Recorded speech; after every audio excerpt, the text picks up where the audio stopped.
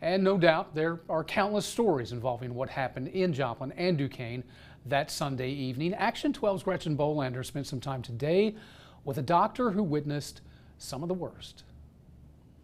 As I was driving home, I could see this huge dark cloud over Joplin. It was just the most ominous thing I've ever seen.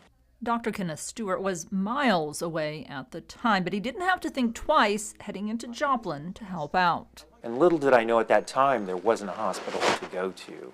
Back in 2011, Dr. Stewart was the medical director of the St. John's Emergency Department. But that day, he ended up treating patients on 20th Street, working with Wildwood Baptist Church and its pastor. I said, hey, can we use your church as a triage area? And he said, whatever you need, Doc. And kind of jokingly, I said, and if you can land a couple of helicopters in the parking lot, that would really be great. So the first patient that I got was a patient who was unconscious, had a 2x4 impaled into her pelvis.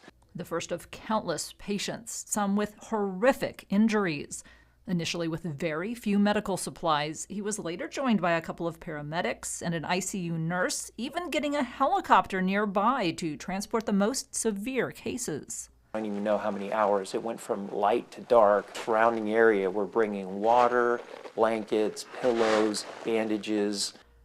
That first response led to immediate short-term operations at Memorial Hall, followed by a tent hospital and later working out of a temporary hospital. Ultimately, we had these prefabricated buildings that were brought here, and that's what is now our medical school. It's an experience Dr. Stewart will never forget, something he ensures is passed on to KCU medical students every year. Hopefully to inspire them to want to be prepared, to want to learn those life-saving skills. Reporting in Joplin, I'm Gretchen Bolander,